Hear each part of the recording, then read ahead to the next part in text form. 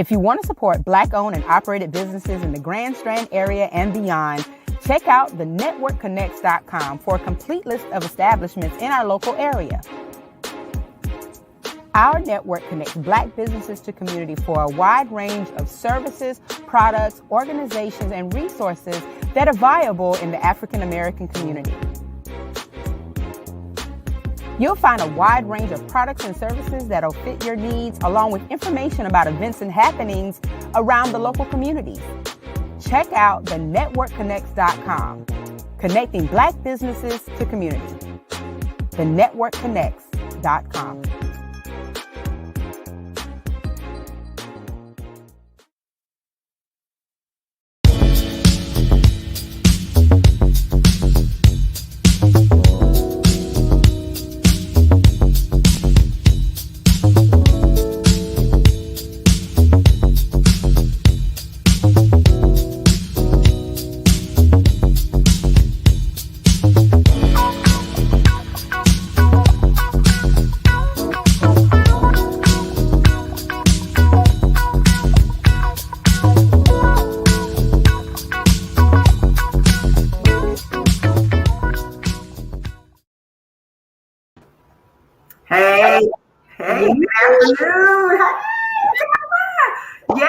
Good afternoon. It's the Network Live. I'm April Garner, Network founder, and I'm so super excited about the show today. We're going to get right to it in just a moment.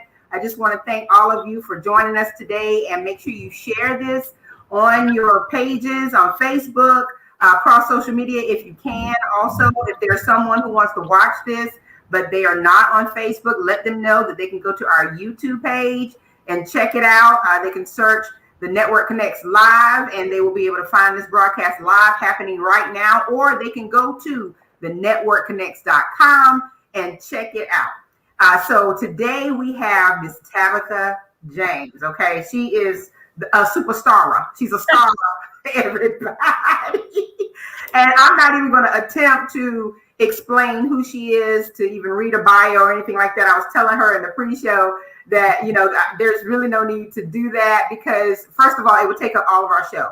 Second of all, I think I just believe in letting people, kind of tell their own story and introduce people to what they want them to know. And we'll find out more about her along the way, because her work truly speaks for itself. And so Miss Tabitha D. James, welcome to the Network Live. Thank you so much for having me. I am super duper excited to be here. Shout out to everyone tuning in and those that will watch on the replay. I'm ready to get to it. I know that's right. Let's get to it. So, of course, our topic today is mentoring our youth to close the gaps. And the reason why I chose that topic today, I've been talking to Tabitha for a couple of weeks now, and we were, trying to get her on the show and whatnot. And, we can never talk enough about mentoring and the importance of making sure that we reach out to our young people to empower them, to enlighten them, to educate them, to elevate them. I mean, any E that you can think of that's positive. We need to make sure that we are intentionally doing the work to prepare our young people for the future. And with everything that's going on in the political arena, things that are going on in our community and across even global societies, if we haven't prepared our children from the standpoint of, allowing them to, first of all, become self-aware and to find themselves, but then also to figure out how to, use their skills and their strengths and their talents to make an impact in the world, then we're not doing our part. And I don't know if all of you saw the meme that was posted in the network group earlier this week, but basically the meme says something like, putting an 18-year-old out, or after an 18-year-old graduates, or putting an 18-year-old out without a plan, pretty much perpetuates the generational curse. And so, there was a lot of comments behind that. And I was like, well, it couldn't have come at a better time, because first of all, we're going to have Tabitha on Friday. And so that'll be kind of the kickoff to a future conversation that we're going to have. And I already have my list of people who I'm going to be reaching out to. Some I've already confirmed, and a few more I'm going to include in that discussion. But we have to talk about how to shift this generational curse, how to eliminate it and make sure that our children are prepared. And, I'm going to go ahead and put this out there, because, it shouldn't be a secret at this point. But this is a Black business and a Black professional group. So the topics that we talk about, they particularly target the Black community, African American, whatever you're comfortable with saying. So of course, we're gonna lean towards some topics that are pertinent to our community because we need to have those discussions. But I can promise you that what we're going to talk about today really will fit any population. If you feel that there's a generational curse or something that's happening in your communities and you have children around you or the youth around you who need a shift or who need a turn in the right direction. So please take all of this as genuine, authentic, just organic conversation that can be applicable to anyone. And I'm ready to get to it. How about you, Tabitha? I'm ready. Let's do it. So Tabitha, why don't you start by telling our viewers all about you? Well, I won't say all about you, but you tell what you want to tell. I like that. Sure. Why not? So hello, everybody. I am Tabitha James. As you can see, I am from Lakeview, South Carolina. So right outside of the Grand Sharon area. I grew up here. I went to college at Coastal, and that's how I got connected to the Grand Sharon area. Loved the environment there. I went to Bethel AME while I lived in Conway. So that was how I got connected with some community leaders and such. Did a ton of volunteer work. I'm an AKA, so I worked a lot with some of the ladies from the Mu Iota chapter in the area. And so that was how I got a tie to the Grand Strand and a love for it, because even when I was living in South Florida, because that's where I went after undergraduate for grad school, if somebody would call me to speak and I could fit it into my schedule, I'd always come back to pour into that space. So a lot of love for the area. I serve as the program director for She Is Me Mentoring. And when I'm not working with young people in a coaching and training way, I work with Black women to develop their businesses and nonprofit organizations. And I do strategy and coaching for other organizations. But just as April said here, a lot of the work I do is rooted in helping Black people to break those generational curses, to build and be sustainable in their building. I'm not sure if any of you read the article that I wrote for the network and blogging, but a lot of Black businesses fail due to lack of planning and lack of getting that structure together. And so I like to use my education experience and network to help people elevate and sustain their organization. So that's a little bit about me. And I think as the conversation goes on, we'll be able to dive into some more, but that's some high level of what I do and who I am. Exactly. And, I admire the work that you do, and you do it with a lot of energy and enthusiasm, and the passion for what you do. It really does show through. So, and I can tell that you're walking the walk when it comes down to the business sector, because, when you roll your stuff out, it's put together, you know what I mean? And so I think that's wonderful. And it's a testament to what you have to do to prepare and to get ready for, everything that you're trying to impart in this world. And you can't half step. If you're going to do it, hey, okay. All right. So ain't no half stepping. Okay. All right.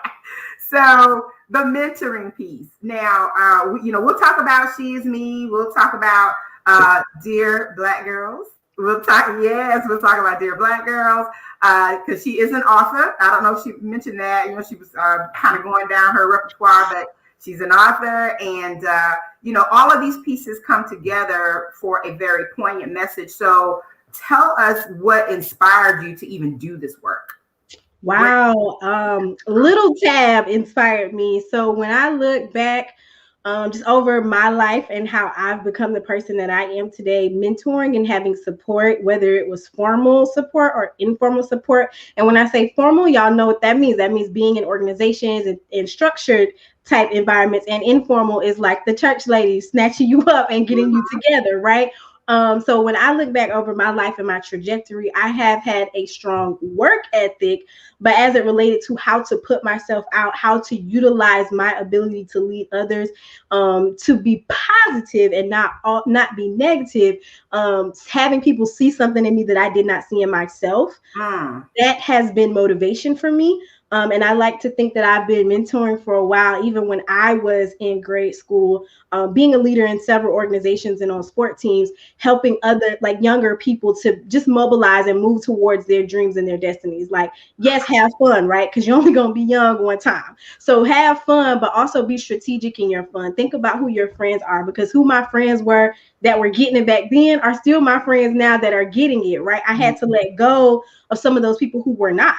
And so I share that when I'm working with youth, because that's really what has motivated me, is looking back over my trajectory and being like, yo, I didn't get here by just hanging out with the wrong crowd. I didn't get here by not listening to what older people were saying. Now, one thing I do is take it with a grain of salt, because there are people that can imply their fear on you because they did not do certain things, right? So my motivation comes from wanting to be the adult that's going to motivate you and pull things out of you that you don't see in yourself. But if you say, look, Dad, I'm trying to go to the moon, just because I haven't been to the moon doesn't mean I'm going to say you can't do it, because you might know something that I don't know. And technology is changing, the way things are going is changing, and there's so much access out there. So my last piece there is I'm motivated by trying to empower you to use what they have right here in their fingertips, right, to help them mobilize their success in their futures. One thing that when you said that, you know, some people have a tendency to project their fears, I think people also have a tendency to try to live vicariously through people, especially young people, because, you know, they look at young people and they're like, I see something in her. I see something in him. That's a little me. That's a little, you know, whomever. And then they say, okay, well, for example, these athletes, you know, I didn't make it to the NFL, but my boy going, you know, or I didn't make it, my boy going, or, you know, I wasn't the model, but I'm going to be a model.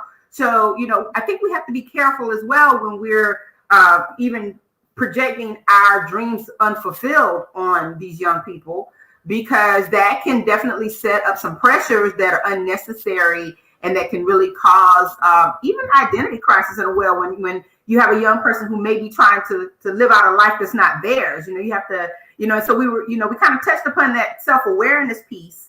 And I'm sure that a part of what you do in terms of mentoring has a lot to do with that.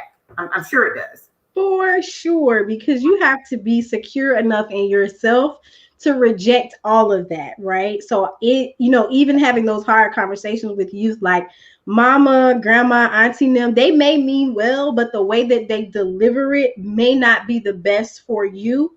And at the end of the day, it's your life, right? So if their dream is to have a grandbaby that's supposed to be a doctor, or they want to be a doctor, but you're not passing biology, you might not be that grandbaby, and that's okay. And so being intrinsically motivated by what it is that you want to do, or if you want to act, or you want to manage social media, or you want to do some sort of digital marketing or something that may have not been a career path 10, 15, 20 years ago, it's going to be hard to articulate that to someone. So just let it show in your work. Just show up and do it. So don't just be throwing out these goals and things like that and not putting the work behind it. Because when you think of like the generational connection, and that's why when I saw Close the Gap, it's very interesting. When you think about communicating across generations, generations before us or before me and things like that, like y'all want to see the work, right? So a lot of people think I just play on the internet all day. That's fine, right? But the work is getting done, and they see the results on the other side, whether they know what, I mean, you can ask my mom right now, she has no clue what I'm doing, but she knows things are getting done and I'm making an impact in the world and the bills are paid, right? So that the equation adds up, whether the person knows all the intricacies or not. Absolutely. So whenever you were talking about you know, that generational piece, we're struggling, I think, as a community to figure out how to tap into the generations even after us, because you know, things are so different. You know, I'm 50 years old. Things were so different when I was growing up. 70s baby, you know, 80s raised and that kind of thing. And now we have all of this, you know, the digital technology, we have all of this accessibility that is just, you know, crazy. You almost can't live without it. And, you know, generationally, there's a big gap there, because we have the old schoolers who want to do it the old school way. And then we have the new schoolers who are like, you know, I'm not really into that. I don't know how to connect with you. And then, you know, old schoolers are saying, well, I don't know how to connect with you. So, you know, what have you done? You're not an old school, you're not a new school, you're kind of in the middle. What have you done? Yeah, you're right there. What have you done to help close that particular gap? And I know you talked about the technology piece, which is important. What have you done, and what advice can you give others who are trying to do that same thing, trying to create that bridge? I think the biggest thing that has worked for me is that my like support team, if you will, is diverse across generations, right? And so with that being said, that helps me to be able to translate information. So I like to call myself like the middleman, the bridge of the gap sometimes. In certain situations, because I do work with organizations where the boards are comprised of people that born in the 60s, 70s, grew up in 80s and 90s, and this technology thing is totally like weird for them. Whereas on the other end, if you're working with people 20s and under, it's like we don't know a life too much without it. And earlier 20s, they don't know a life without it at all. So being able to just translate information, if you have diverse people in the planning stage, instead of bringing them in once the things are already developed, say that shown to make a bigger impact, because everyone feels like they have a say so, right? They have a space in the place. They have some sort of buy-in, right? So using people's benefits, right? So if I'm using someone who's been doing this work for 25, 30 years, there are some things that they know about making something sustainable, raising funds, creating structure that I may not know, because they know how to get on the phone and call people. They know how to send out those letters. They've been doing things throughout the change, whereas we can then use our younger people to say, hey, how can we build a digital marketing plan to accompany what the other side of the organization is doing and make that all work together for our good? And we say the same thing in a different language, right? So when we're talking to one set of people, we say it one way, and when we're talking to the younger people, we say it a different way, but it's the exact same message. So learning how to just diversify the way that we show up, it's important. It's important, and making everybody feel important. I think oftentimes it's hard. I will even say that for myself, when people will say, well, you ain't been here long enough, you don't know this, you don't know that. I'm not saying I know everything, but I may know something about a certain sector that you may not be versed in, whereas you know something that I'm not. So how can we work that together instead of us all trying to be chiefs and nobody trying to be Indians? Correct. Nobody trying to work together, and we can't do things the way they've always been done. The world doesn't work like that. Exactly. One comment that's come in, Jacqueline Conwell, thank you for watching today. She says everybody will have a role. And I think that that's important to remember. Sometimes when we call ourselves mentoring young people, we don't want to let go of certain things to to allow them to grow and to flourish. And you can't certainly say, I want to teach this person and guide this person on how to do it, when in actuality you really want to have control over it, but you want some doers. You got to want to relinquish control to help mentor young people. And I mean, I think we're talking about some things from the standpoint of trying to open up people's minds about what mentoring really is all about. And of course, we're going to get specifically into the work you've done. But these are conversations that are that are happening all over the community. And whenever we come out scratching our heads, it's because, well, maybe we're trying to do it the way we've always done it, and that part is not working. So yeah. And it's not working. And when it's broke, just figure out how to fix it, right? Figure out ways that you can get best practices from other people too, because especially living through these times, it's a lot of us that are stuck. It's a lot of us that are trying to figure out how to connect and what ways to connect and what that looks like. So not being afraid to say, you know what, I'm gonna need a little help in this section. How do I find that help? How do I find that support so that I can continue to serve in the way that I want to, with a few tweaks to meet the needs of the times? So the work that you've been doing as program director of She Is Me, and other projects that you are working on with young women, tell me what you've seen from like day one to now. What has been the transformation in you, number one, but also how have you seen these these groups that you've worked with kind of transform from day one to now? All I can say is wow, because that's really the first thing is wow. So I'll start with the transformation in myself. I think working with young people as well as some of my peers made me, I don't want to say age faster, but it definitely made me take on responsibility and show my maturity in certain ways that I may have not if I was not, responsible. I'm using that term lightly, but when Michelle Obama says something about when people see you as a leader, you have no other choice but to succumb to it, right? You don't have the choice to say, oh, just because they see me as a leader, I'm not a leader, right? Like, not putting you on a pedestal, but when you realize that there are people watching, what you do when falling to your feet for guidance, you show up a little differently. And so that has made me as a person say, ooh, maybe I shouldn't do that or say that or different things like that. So that's kind of how it's worked on me. And as a person, it's made me super organized also because in addition to, even before I was mentoring in a formal sense, there are people that I maybe mentored in college 10 or 12 years ago that still text me when things are going on in their lives. So I have days, of the week that I respond to people and their needs of me, because a big piece is that I can't make that role supersede what I have to do in my own personal life. There was a time in life where I didn't understand that. I need to be on the couch like this because I need to figure out how to do that. That's an amazing thing. That if you can, that's balance. That's balance. Yeah. So me personally, I had to find that balance. But what I've seen is that we cannot get stuck. Even though I am younger, there have been times and I'm just like, no, this is the way that we do this, and this is when we meet, and this is how this goes. But if we're not getting return, or the teens aren't responsive, or the young adults aren't responsive, then what we're doing is not effective. And so changing it and evolving, and this pandemic has shifted and nurtured that in so many ways, because we're 100% virtual, while also remembering that so is school, and so is church, and so are several other things. So the way that we may have expected people to show up for 2 hours for a meeting, as well as do assignments outside of that, as well as participate in other things, that may be too much of a demand at this time. Right. So taking that into consideration, the way that we talk about futures and careers and what it is that you want to do when you grow up. So I've tried to change my language of what is it that you want to be in this world? What impact do you want to leave? Because you may go be, let's say, an author, right? But producing a book may not be the only thing that you want to do in this world. So allowing there to be diversity, even in thought and mind for young people, that's been one thing. And then taking baby steps, right? Like, not just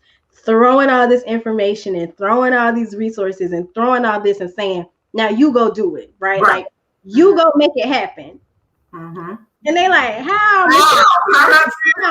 How? And so it has really stretched me, and it's diversifying how the age ranges that we serve, and how we need to go lower in age sometimes, and sometimes we need to follow people even through not just college, right? College and those first steps of early career decisions that can really change people's lives, especially for Black women, right?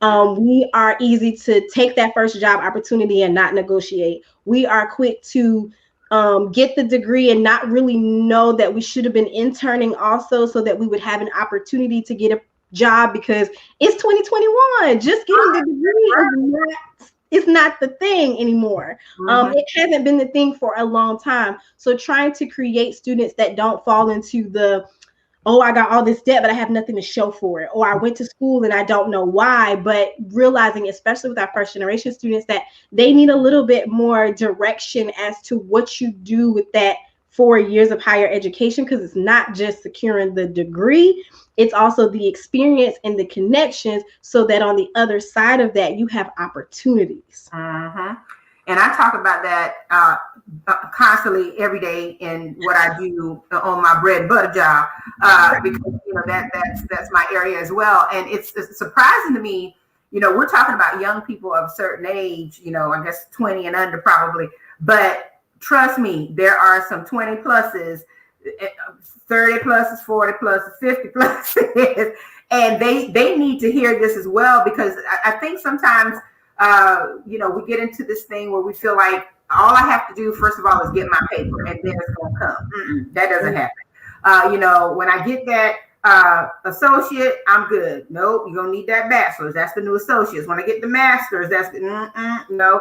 And then the other part is, like you said, just kind of allowing people to navigate the process, and also instilling them how important it is to navigate the process without too much hand-holding, without trying to make decisions for them. You're guiding them, but you're not really trying to, put them in a silo into thinking a certain way or doing a certain thing or, being a certain thing. another thing that, youth tend to forget is that, no, it's not going to be easy. Honey, we coming up on the rough side of the mountain. It's not going to be easy. That's a daily struggle. And as someone said, I don't know who wrote it, but I believe it. With every new level, there is a new devil. And so, okay, Tabitha. So if it doesn't work out for you the way you thought it was going to work out when you hit the door of that college, okay, well, look, there is tomorrow if God allows us to see it. So let's pick ourselves up and move forward. As a matter of fact, I just had a conversation with my youngest brother, Tim, who is a truck driver, and he's driving up and down the East Coast, delivering stuff, making sure we got food and all kind of things. And I love the work he does for him.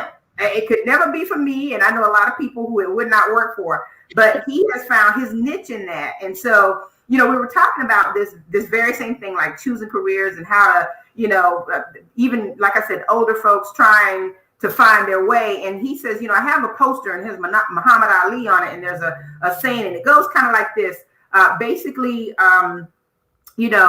when you lose, you don't, you don't lose if you get up. You know what I'm saying? The losing part is when you don't get up. And I know I'm saying it all wrong. I should have it right. I'm gonna have it right by the end of the show. But he says he lives by that every day, because there's so many times where he could have counted as a loss and just tapped out. But he decided, you know what? Let me find my win. Let me find what I think is going to allow me to move forward. And then, if I get knocked down, even in that, I'm going to get back up and figure out how to shift that and how to pivot and how to adapt and adjust and make it work. And so, I think that, and you mentioned the first gens. I was a first gen. My mom and my dad did not go to college. And they were surprised when I handed them the acceptance letter to the University of South Carolina saying, hey, I'm going to school in the fall. But they supported me. They supported me, and we did what we had to do to get me there and to get me out. So, the bottom line is, everything you've talked about is the culmination of just, first of all, understanding what it really means to work with a young person and how to guide them without holding them down or holding them back or putting them in a silo that you've created because it's something that you're projecting on them or something that you wanted to see in yourself. And so when we come back, I'm gonna take a quick commercial break. Okay. When we come back, I want you to get into the work of She Is Me and talk a little bit about what you've been doing there, how you've kind of tied those pieces together for young women and for the young women in the group. And then also, we're going to touch on that business strategist part too, because you're multifaceted. So while I got you here, mentoring is more than just closing the gap for youth. It's closing the gap for a lot of people. Okay? Yes. All right. So I'm going to flip over real quick to a little commercial. I think I have one. I got one. And we'll be right back. Your child deserves the best in life. Grow through learning and positive moments.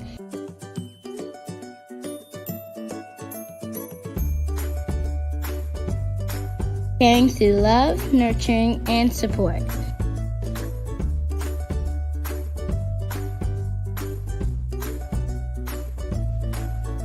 Security in a clean, safe environment. Your child deserves your neighborhood child care and development center. 1100 Quill Street, Conway, South Carolina. ABC certified and USAID approved. Call 843-248-0560 or 843-248-3584 for enrollment information. Your neighborhood child care and development center is open 6 a.m. to 6 p.m. Monday through Friday, enrolling children ages 6 weeks to 12 years old, serving Conway and all surrounding communities, offering after-school care with a professional, ethically diverse staff. Your neighborhood child care and development center. Call today. All right, and we're back. This is the Network Live here on Fridays at 4 p.m. Today, my special guest is Ms. Tabitha James. She's program director for She Is Me, author, business strategist, mentor, and speaker. Just a superstar. Like I said, she's a star. And I appreciate having her here today. We've had a really good first half of the show, just talking about the whole mentoring piece and, all of well, I won't say all the facets, but some of the facets that, you have to consider and think about as you're attempting to mentor someone, especially our young people. And we kind of went across the gamut and touched the spectrum, and I really love it. And now we're going to get more into the work that she's been doing with the youth.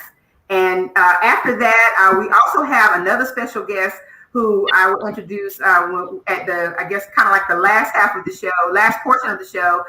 She's doing something special at the Ashton Theater, and we just want to introduce her to the community and also talk a little bit about that. So, Tabitha, She Is Me. Tell us what that's all about.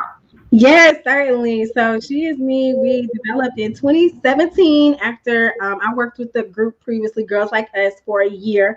And when we decided to go our separate ways, I will be totally transparent in saying, I was like, okay, bye-bye. Parents, here's my cell phone number and my email address. If there's anything I can do to serve you and your children, please let me know. But I'm going to be out because I knew that there was a level of dedication that it takes to actually run a program that I wasn't sure if I had, because I was also very new in business and I had just recently transitioned back to South Carolina. So there's a lot going on. Did not stop showing up. So at that point, we used to meet in person and they wouldn't stop coming. So that speaks to the work, right? That speaks to the dedication. And up until 2020, we started to have people travel for upwards of 2 hours to get to our program here in Lakeview. And so that in itself was just like, okay, we can't stop this, right? We meet bi-weekly, which we still do. And our prime focus, right? We talk about higher education, careers, the technicalities of life. We provide support if a student is struggling with their homework. But the biggest piece that we talk about or exposed to is exposure and self-awareness. There you go. And self-awareness, right? Because if you are confident in who you are and what it is that you bring to the table, and you are exposed to the fact that you can do just about anything that you can think of in this world, as you transition to a job readiness program or to higher ed or straight to work, or you fall along somewhere in the path, you have that intrinsic ability to get back up and try again. You have the network that you're able to tap into to say, you know what, Miss Tab, I fell off. I was in She Is Me for a few months and my mom wasn't really pushing me to do it. And these are stories that I've heard over the years of doing this, right? And my mom didn't really make me do it. So, I fell off. I was 15. I had my own choice. I didn't do it. But now, are there any resources that you know of that can help me, right? If there's anything that you know. So, one, that's self-awareness. You fell off, right? Two, you have someone that you could come to, me or someone that you may have met in the program. And then three, we may not work with you one-on-one anymore after you've kind of aged out, for lack of better terms, but at least I can send you to SC Works. I can send you to you at the technical college. I can send you to someone at an institution. There are ways to provide you with some resources, right? So teaching them those basics of open your mouth because a closed mouth does not get fed. Yeah, that's right. That's right. And not having the pride to think that you can't ask for anything, like you can. Even allowing them to tell us some of the type of guests that they want. So earlier I spoke to the point of having them or having people across the board help to make decisions. So we ask our board some of the things that you are looking for in youth as it relates to job readiness and things you want them to know. But we also ask them, what is going to make this program engaging for you? There you go. Because 90% of them and adults sign them up. We do have some who heard about it and was like, I got to be in this. But most of them and adults sign them up. So that's basically something you have to do. But since you have to be here, how can we make it fun for y'all, right? Like, how can we may not listen to some of these songs that y'all are listening to, but how can we dissect those songs? How can we talk about these celebrities that you may idolize? How can we break down ways that you yourself can be someone looks up to? How can we break down how it takes hard work to become anything that even remotely is successful? And you can do that. So Mm-hmm. That's the work. We have speakers come from all across the globe. There are a few things that we like to take in mind when we bring people in is having people that are energetic, even if they're young, older, in between, energetic to keep them engaged, but also people that have some sort are willing to share some of their like struggle bus story, right? So maybe they also came from a small town. Maybe they also were first generation. Maybe they didn't figure it out at 17. Maybe it took them a little bit of time to develop in their mind what it is they wanted to do. And also people who are willing to tell a little bit of their shoulda, coulda, woulda, right? Like, I wish I would have listened to such and such, or I wish I would have done this or that. Because the big piece is we gonna have to make some sort of mistakes, but we don't have to make all of them, right? And I can learn all the time. That's right. Mm-hmm. I can learn a little bit from one that you made, and I can miss that mistake so that I don't have to hit all of the mistakes. There you go. Mm-hmm. There you go. That's a big piece in the community service piece. And so even trying to teach them ways to get community service virtually, ways to be involved with organizations and figuring out what it is that they can bring to this world. So that's what we do. That's what we live. It's what we breathe. We talk to the young ladies that are in the group daily. So we send daily inspiration and motivation. Because I feel that's important, right? Like if you woke up on the wrong side of the bed, we don't know what that message may do for you. You may have had a rough night. We don't know a lot of these young ladies, so we don't know what you may be going through at home. We may not know who's screaming and who's, not supporting your dreams or telling you that you can't be enough. So there's not enough motivation that we can give to just at least try to be that inspiration, because they talk openly about how they're struggling with the virtual learning, especially our students that were in the rural parts of South Carolina or North Carolina, because online engagement was not a part of their school model pre-COVID. Right. We do have students from other areas who this is somewhat of a change from a social emotional side, but from an educational side, they were using online resources quite a bit already. So it wasn't as much of a shift, but they talk to us transparently about those struggles. So that motivation helps. Mm-hmm. It helps. Mm-hmm. And it's interesting you mentioned that, because I was going to ask you about the do's and don'ts as far as how to talk to young people, to get them to open up about what they're experiencing and those things that are, kind of perplexing to them. So, there's I know a number of groups that are out there saying that are supposedly working with young people, supposedly doing the work. But we can see as a community who's doing what. And I think sometimes, though, engagement is a problem in getting young people involved. And obviously you have a model that works for whatever reason. And maybe it's, some close personal context. I know you said that the adult or the parent piece is a huge piece. And that's another thing too, how do you work to get these parents totally engaged in? It's almost like you have to sell it to them first. And I think you do, before you get their child signed on. But as far as the do's and don'ts are concerned, what is one do and one don't that you would tell people who are trying to organize to work with the youth? What advice would you give them? Yes. One do is listen. Listen, even if you think that what they're talking about is crazy, for lack of better terms, if you think it doesn't matter, just remember that you were 16 and there was a friend talking about you at school, and it was the end of the world for you too, right? So listen, and take I can't even talk. Do with it what you will, right? Do with it what you will, but listen, right? So kids just need to be heard sometimes. So listen. And then the don'ts directly correlates with talking, right? Stop talking at young people, or anyone for that matter, and develop a model to talk with, especially if you're not the parent, right?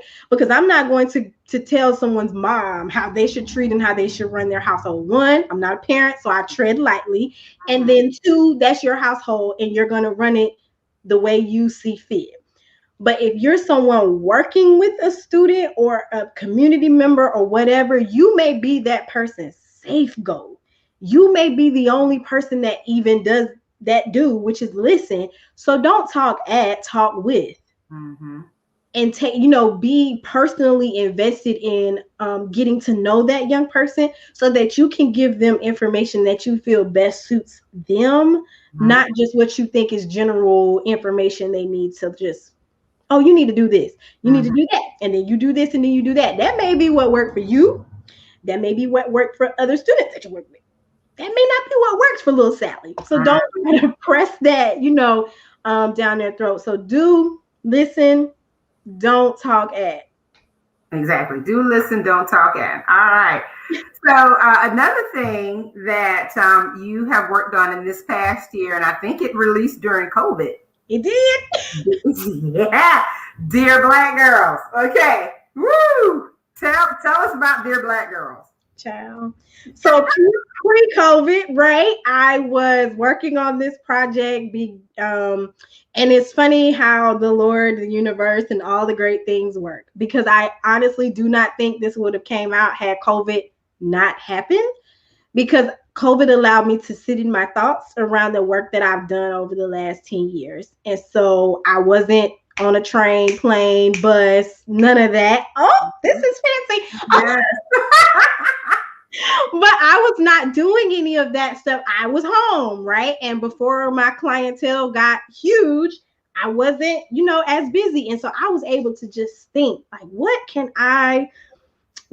how can I really make sure that this piece of work, this project, and whatever comes after it, I never even imagined where we are today, but how can I make sure this is a great resource for Black and brown girls and women and those who work with them? Because it's written, and April has the book, and so it's written in a very laid back format. Yes. Because I wanted the people that this is for, like those brown girls and women that are bound to win, to be able to get this information and do with it what they will, without there being all these technicalities and all these big words and all these numbers. Because I can come at you with that. I do the research. I know the numbers, and I know what this actually looks like. But I wanted it to be consumable for exactly who I was talking to. That's right. That's right. That audience that you really are trying to impact. That audience that I'm really, really trying to impact, and it's working, right? The testimonials that I get, I've cried so many times. Yes. As a result of it. And we pivoted and performed quickly. So the book came out, and I had people talking like, well, is this for younger girls, like little girls? And I was like, no, but I got something coming. And so the coloring book came out shortly after that for the younger kids.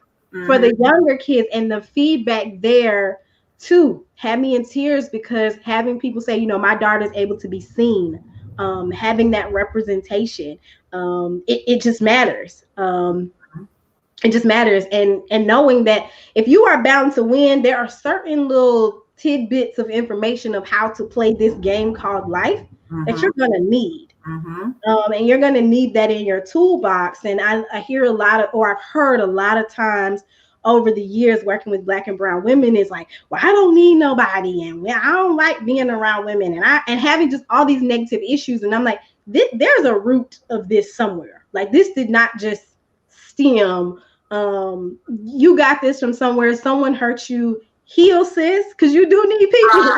Right. Heal and move forward. That's the only way you're going to move forward. Heal and move forward, because if you don't, you're going to carry that for years and years and years, and it's going to continue to bleed onto your family, the people that you work with, yourself, over and over and over again. And those of us who are looking to be poured into, we want to be poured into from older Black women, but we don't want to be griped at because you're hurt. Ooh, say that. And that projecting, but not fear this time. You're hurt, projecting your hurt. You're projecting your hurt. And I think that when we talk about a lot of things that haven't worked in the village raising the kids, or, people sticking together, it's because at some point somebody started to say, like, whoa, don't talk to my kid like that. Like, whoa, because there's a certain relationship you have to be able to snatch someone's child up, or to be able to give out your wisdom in such a way that it can be heard. And that doesn't necessarily mean being bitter, right? That's right. I think that when we take all of those things into context and knowing that people come from different angles. So for me, no one who ever yelled at me, I listen. Even this is something I share a lot, like E.T., Eric Thomas, the hip hop preacher. He has great motivation. I like some of the things that he says, but he yells, and yelling is not my love language. It's very hard for me to consume. Some people need that in your face type of motivation, but not everybody. So knowing who it is that you're talking to. And I've kind of gone off the grid from the book, but what I'm bringing it back full circle to say, it took me taking some time to sit in what has doing all of these things kind of given to me that I can provide as a resource to others. Because I have had some very unique experiences in these years of my early career. I could have never imagined, but I am grateful. And in working with women of color across the nation, that book breaks out some of those themes that I saw. I'm like, ooh, we need this. Well, it was well written, and just like you said, it was written for the audience that you intend to impact, and the ones who really need to read it. And based on the feedback that I was seeing across social media, they were taking it in and they were embracing the message. And, I think it's wonderful, and congratulations on that. And, it's definitely the kind of thing that, we can recommend for any young people. And I know you were talking about that age range. So what's the age range as far as the reading comprehension there? So the reading comprehension for the book, anywhere from 15 to 16 until about 35, and those who work with them. Okay. Because it's got I guess you would say the today language. I don't even know if I know the today language, so it does have a little slang in there. Okay. But the point gets across of, the confidence piece and the knowing your worth. And I think one of my favorite sections, if I had to pick one, right, was that we are, and it's Black History Month, so I'm just going to run it on out. We are our ancestors' wildest dream, in my opinion. Yes, we are. And we owe it to them in such a way to navigate this world in a way that they could not. They could not because of the lack of freedom. They could not because of the lack of technology. Just hadn't caught up yet, right? That's right. That's right. The type of technology that we have, the resources that we have, we would literally be slapping them in the face if we did not take hold of those resources and run forward with them. Exactly. Well, I want to share some of the comments that have come up in the thread. And Tabitha, obviously you and I could talk about this topic all day. And like I said, and this is my first time actually having, I guess you can call this a formal/informal conversation with Tabitha. And pretty much you have fulfilled my greatest expectation as far as the delivery and the message. And I've already told you I'm going to have you back for that other panel where we're going to get deep into the educational and generational gap conversation. Yes. Oh my goodness. Yes, but I want to see some of the comments that are coming in. So Laquanette Brunel, who she watches all the time, and going back to what we were talking about earlier, diversity works on such a grand scale. Jacqueline Conwell, she's in it today. That's another thing. They have to be open-minded as well. And we touched upon all of that. Brother Edward McQueen and Sister Joella are probably watching. As you know, the McQueens, they are the masterminds behind the World Community Magazine, formerly known as Whitmore Community Magazine. And they're part of my mentoring circle as well. Hey, it's not an excellent show because of me at all. This is an excellent show because of Tabitha James and this information that she's given to us. But, Sister April, that sounds like Sister Joelle is talking. This is the village that we are rebuilding, and that is correct. This information that she's given to us, not only are we rebuilding this particular village, but I think that we're actually doing some, from the ground up type of things, and we're actually starting, to create some foundations that probably weren't there. So, I think that all kind of, comes together. And then, of course, Ms. Marjorie McIver, she's watching, and she is, definitely one of the persons who's working hard to mentor youth. And she has her thumb on the pulse of youth mentoring. She says she's transforming some of my tough love ways just a little. And, that's a lot coming from Miss Mariana. Yes, I am honored. Yeah, so but yeah, it's a great topic, and it's a much needed topic, and there's so many other things that we could dig into. It's just incredible that you're doing the work. It is not easy work because I'm sure you have to deal with attitudes and lack of patience and everything else that comes along with that group. But you are pressing forward, and that's what it takes. You have to have the tenacity and the integrity and just the patience to want to do it because it needs to be done. So Tabitha, before we part, is there anything else you'd like to say, or any words of encouragement, any shout outs or anything like that? I've tried to let everybody know about your website, which is tabithajames.com. I'll put that up on the screen, but also her dearblackgirlshop.com. Go there, check it out. Books are available. Books are available. They're still there. We're going to get the books. Yes, the books are available at Dear Black Girl Shop. If you would like to do a bulk order, you can email us or you can contact me, DM me, whatever you'd like to do. And we can set that up because we do offer a discounted rate for 10 books or more. So if you're looking to get them for an organization or event that you're having, I'd love to have that. It's so funny that Ms. McIver mentioned tough love, because I laugh a lot. For my generation, I think I have a very tough love mentality. Mm-hmm. Because as much as I'm like, well, let's not scream at them, let's not talk at them, I'm also I get this one from my good friend Sierra Young, is show up or shut up. Because if you want to win and you want to work this thing called life, you're gonna have to show up. And just because you have a cell phone, a computer, technology, all of these things, that does not make it easy, right? We spoke to it earlier. When I pour out things, they come out with a bang. It's a lot of work that goes on behind that. Exactly. It's a lot of time. It's a lot of energy. It's a lot of studying and knowing what is going to work, because just like I'm putting stuff out into the world, so are millions of other Black women. That's right. That's right. And developing partnerships, you have to know who you are before you go into any partnership, because your work ethic might look different than the other person's, right? So just being able to assess and know what works. So that was really funny, because my kids are like, "You're so mean." I'm like, "I'm just real." Exactly, just real. And sometimes they can't take their realness; they take it personally, and they shouldn't take it personally. Right. I think too, I take a lot of the, I guess, older principles, right? Like when younger women who are in that starting that career journey, what have you done that's different from everybody else who's applying for jobs? How have you used the resources of going and looking on LinkedIn, who's on the search committee? Like, do your work, use these resources to your ultimate benefit. So if I had to leave any words, it would be utilizing your networks, right? A play on words, utilizing your networks. There are so many great things that people are creating so that we can engage, so that we can work with each other, so that we can uplift and build each other. So whether you're 8, 18, 48, 88, you can tap into, you still have breath in your body, so you can tap into the resources that you have to do what it takes for what you want to do, right? Create your space in this world and run with it. I like that. Create your space. I like that. Well, Tabitha, it has been great speaking with you. And I tell you, you're the kind of people that I love to be around, love to talk to, and you definitely inspire others. I've totally enjoyed your energy. Someone I think earlier mentioned your energy. Here it is. Great topic. The energy here is infectious.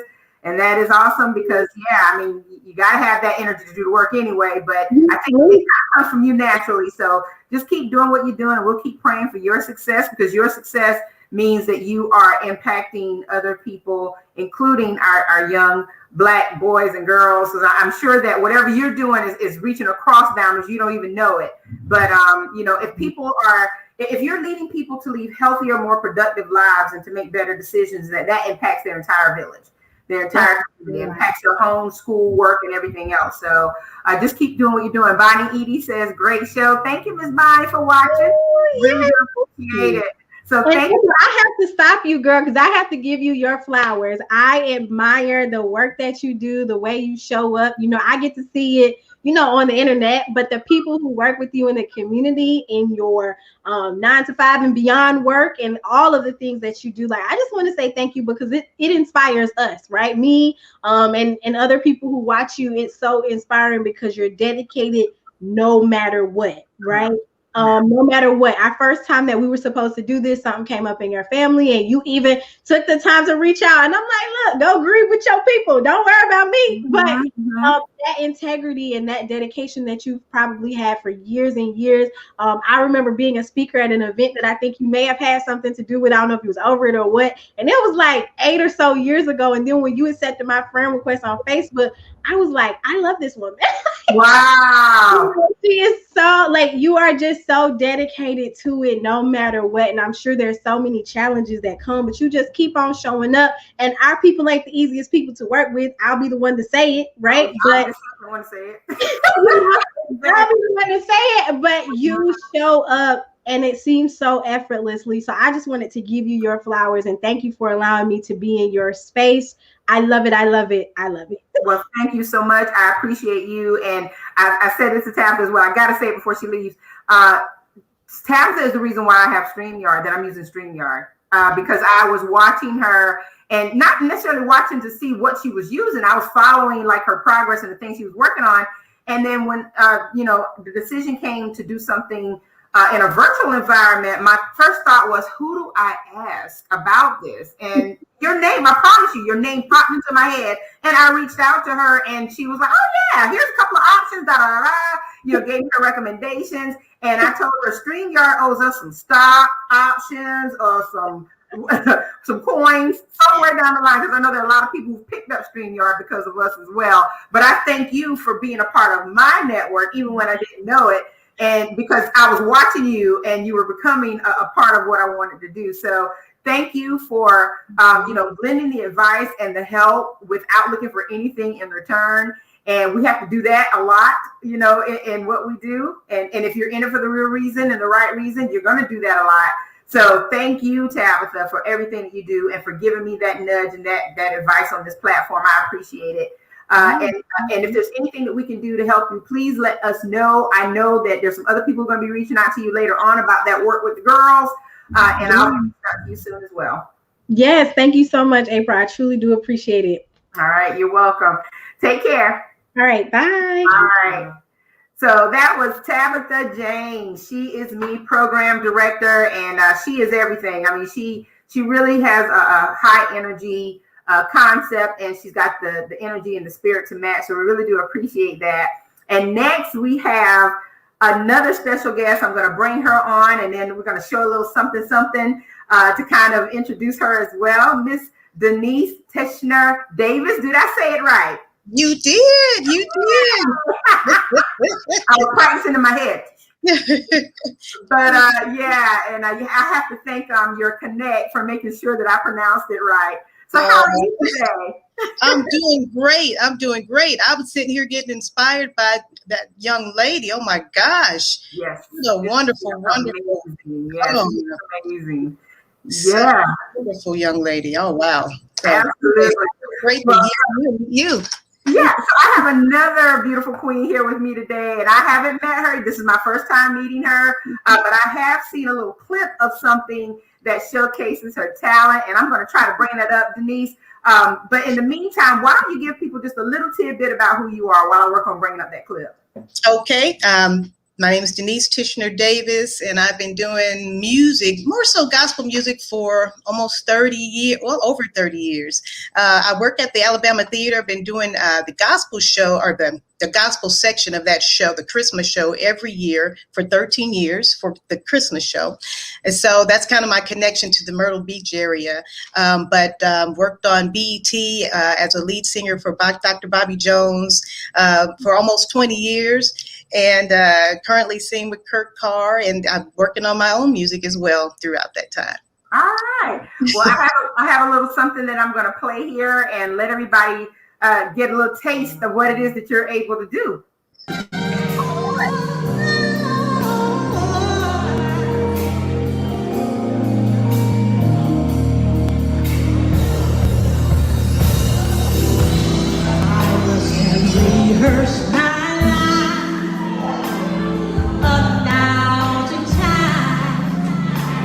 Till I had the memories,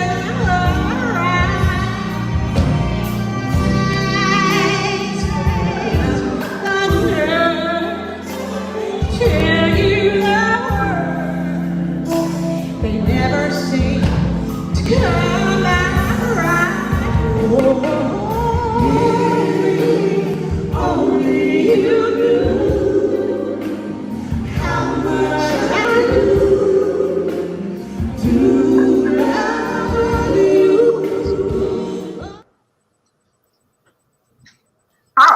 Denise, you make pies too? Do you make pies? No, I do not make. Because you're trying to take over. Well, I better not say that because the bell will come after me if I say you're trying to take over her mic. So I was pies too. Never that. I just absolutely love her and admire her. And actually, she did do the Bobby Jones show with us one of those years. Oh man, what an amazing, amazing woman. I'm just honored to do a tribute show, and that's what we're doing at the Asher, is a tribute show where we do part of the show as a tribute to Patty, and the other part we do all kind of top 40 songs. So. Okay, well, tell everybody how they can get tickets, when you're going to be on again, all that good stuff. Okay, so we are doing the show at the Asher Theater on March 7th. Mm-hmm. That's next Sunday at 7 p.m. They can go to ashertheater.com to purchase tickets. It's that easy and that simple, and I hope to see you all there. I would love that.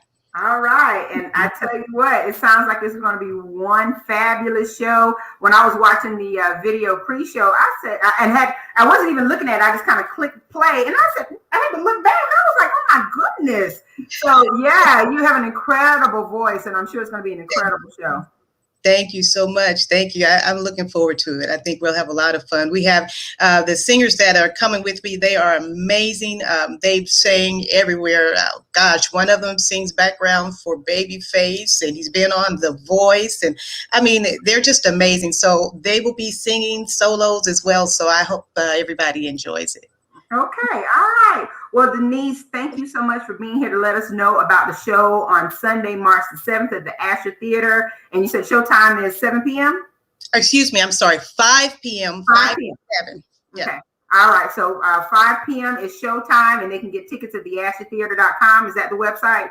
Yes. Okay. Ashertheater.com. All right. That is awesome. So if you all want more information, or if you watch this and you're like, what did April say, or what did Miss Denise say about how to get tickets? Of course, just peep into the network group, and I'll post the information there, but also go to the ashertheater.com and you can get that great information. So Denise, anytime you want to come back and bless us with something, I'd love to have you.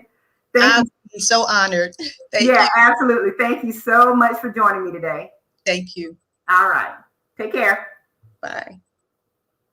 All right, everybody. So we've had two amazing guests today. Of course, Tabitha James of She Is Me, and Miss Denise Tishner Davis, and she is doing the Patti LaBelle tribute show at the Asher Theater. Some wonderful stuff today. I have just a few announcements. I was kidding around with Tabitha earlier. I said, girl, I have my church announcements too, so I got to put those out into the atmosphere for folks.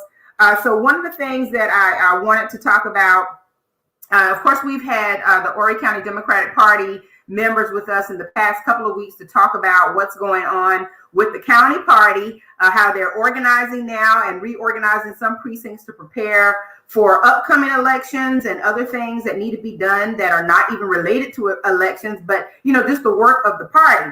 And so what's going on right now is that they are having several organizational meetings to fill a couple of positions in the Horry County Democratic Party. So there's still a need to fill a few positions. And so if you will, and you're interested, you need to be in touch with the Horry County Democratic Party to let them know. And I believe the email address is oridems@yahoo.com.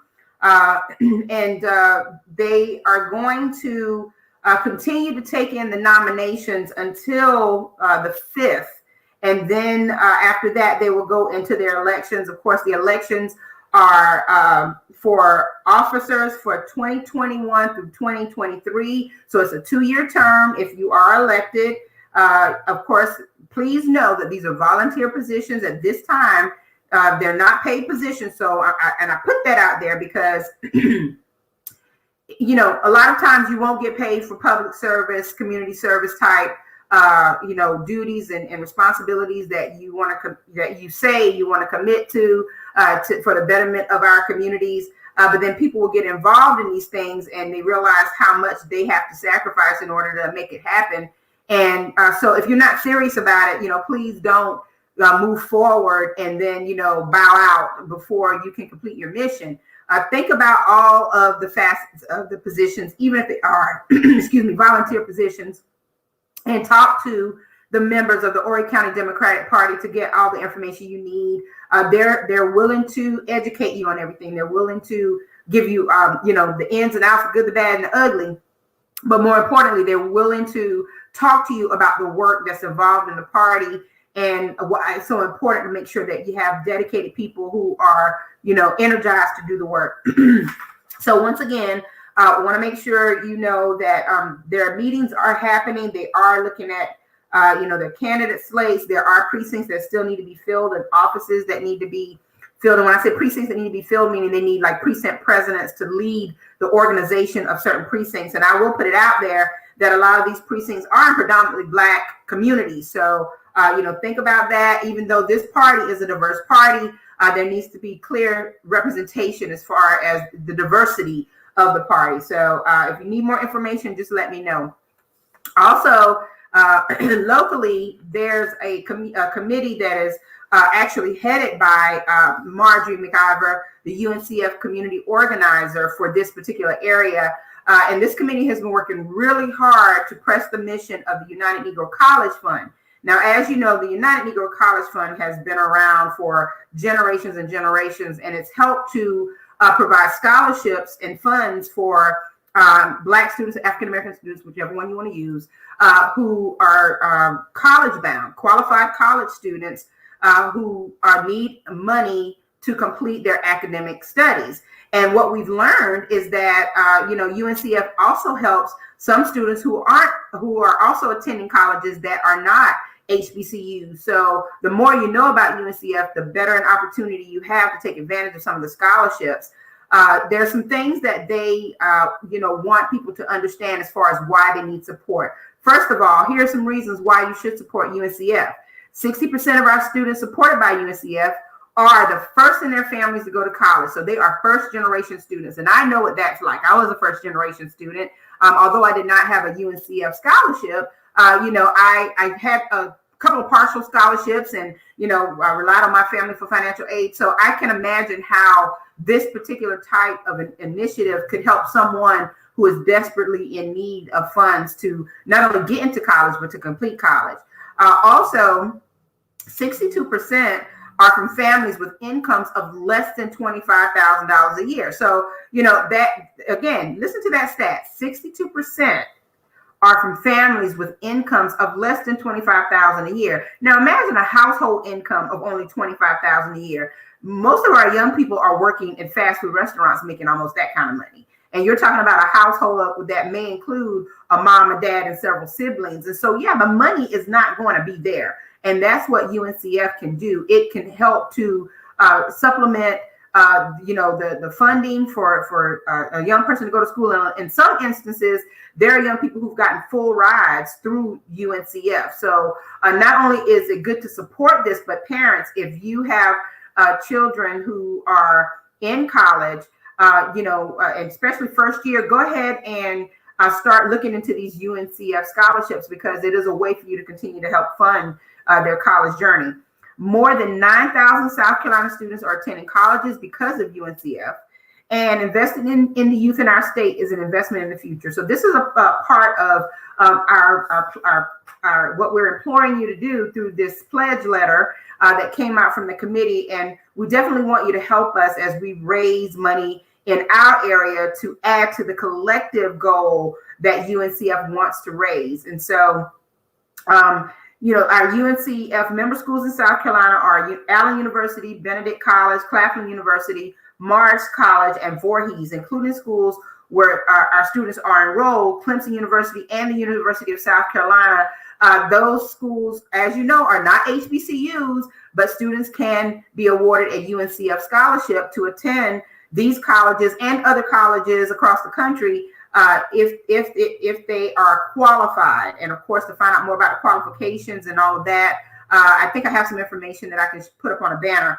But basically, we have a corporate and individual donor sheet, and we're trying to make sure that we raise funds and get funds in for this annual initiative. There's an annual gala that's coming up in March, and that is a fundraising gala by UNCF. Also, even long after the gala, we can still take in donations, but there is definitely a deadline because of the campaign duration for this particular initiative. So as far as the donor support is concerned, basically, if you want to be a corporate sponsor, you can start with a donation of $1,000 and work your way up. And the donor pledge form allows you to select what level as a corporate or a corporate sponsor you'd like to be. As an individual organization, you can donate as like I told someone a few weeks ago, if you got 5 on it, we'll take that 5. So $5 or more, but we're looking for pledges of whatever up to $500 for individuals and organizations. So if your organization wants to be on the roster as a UNCF supporter, please make sure you contribute and be a part of history in the making. We are pulling these efforts together to shape young lives and young minds. Remember, UNCF's motto is historic and classic. A mind is a terrible thing to waste. And just imagine what our young people feel like when they are in school and they're attempting to complete a semester or two, and then they get to that major financial hurdle where they can't complete only because of the money. The grades may be there, but they don't have the money. Well, UNCF is in place to help us when barriers like that come up or tend to exist for those students. So once again, we need to give you 2 deadlines. First of all, if you make contributions by March the 18th, your contribution as an individual organization, corporate sponsor will be acknowledged at the virtual gala, which is on March the 20th. If you cannot get in a donation by the 18th, it's perfectly okay. You can still give and return the donation form by Friday, March the 26th. And I can post a PDF in the network group. We can post some information here on Facebook as far as where you can actually get a form. We can get it to you. You can complete it and actually mail it out to our community organizer, and she'll be more than happy as well to answer any questions that you may have. But we really wanted to make sure that everyone understands how important it is to support an initiative like UNCF. And what a way to wrap up Black History Month, to give your donation to UNCF in support of this particular initiative for this year. So I just wanted to give you that information, and also to let everyone know that, if ever you're interested in helping as far as boots on the ground to secure donations, the best way to do that is just to talk to your friends and family and ask them to please make sure that they give to this effort. I get $5, $10, $15, $25. All that money adds up. Trust me, it adds up quickly. And we're doing it to support our village. So thank you all. And we really do appreciate it. Wow. I'm going to go ahead and put you on blast, LaQuinette. She says Sweet Prince LLP and Rev Nation LLC will help and donate. Now that's how you do it. That's how you make a difference. Okay. Absolutely wonderful. Thank you so much. Brother Edward McQueen, let us put our funds together for a worthy cause to touch our future. Thank you, Brother Edward and Sister Joella. Really do appreciate that. And yes, this has been an absolutely wonderful show. It's been, high energy, informative, as other people say. I've appreciated all of you being here with me today. I'm going to wrap it up now. And so I'm working on next week's show. I'm not quite sure of who our special guest will be. We will get back to some more business spotlights. We have updated the networkconnects.com. So if you want to support a Black-owned business and you're trying to figure out where they're located, you can go to the networkconnects.com and find out more about Black-owned businesses in our area. If you happen to be a Black business owner or professional along the Grand Strand, Horry County, Georgetown County, Williamsburg County, even out into Marion or Florence, we all kind of represent that entire corridor, believe it or not. Visit the networkconnects.com and add your business listing to the website. It's a free listing on the website, but if you're interested in advertising and sponsorships, you can connect with me and I'll tell you how you can do it.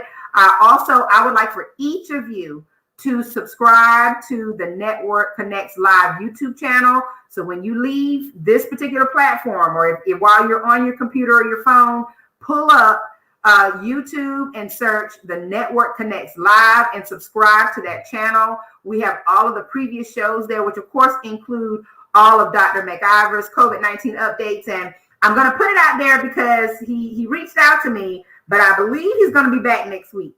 Okay. I believe he's going to be back next week. I wanted to kind of hold that. I was going to throw it out there as a surprise, but I want you all to know that he's doing well and he's coming along and he is still doing the work. So it'd be great to hear from Dr. Mac. I'm keeping my fingers crossed, but we're hoping that he'll be back next week. And, not only will we talk about COVID, but we may even tap into some information about these vaccines. So you definitely will want to listen and tell people about next week's show. But again, go to the Network Connects Live on YouTube and subscribe to the channel so that you don't miss a show. You don't have to be on Facebook to see the show. Make sure you tell people that. They can go to YouTube, pull it up. They don't even have to sign in or anything like that. And then also, if you are a Black business owner, make sure you register your business for free on the website. And I can talk to you about other features if you'd like. Also, I'd like to give a special shout out to the producer of my Network Connects t-shirt, Jasmine Mitchell. And Jasmine has done some wonderful things. She's been deep in my pockets lately. I mean, I ordered a lot of stuff from her for Christmas, and she is a young Black female entrepreneur. She's doing big things with her Crazy Couponing Chef Crafting LLC.com. That's a very long title for some very good work. And she produced this t-shirt for me. So thank you so much, Jasmine. I really do appreciate it. And I appreciate all of you once again for being with me today. Thank you so much. Remember, mask up, wash your hands, social distancing, all that other good stuff. We got a couple more days left in Black History Month. Celebrate, celebrate, celebrate. Watch a Black film. Listen to some good old R&B music. You can listen to country music. You can listen to gospel music. You can listen to any kind of music because I guarantee you somebody Black influenced it. But anyway, blessings to everyone and peace out. Thank you so much.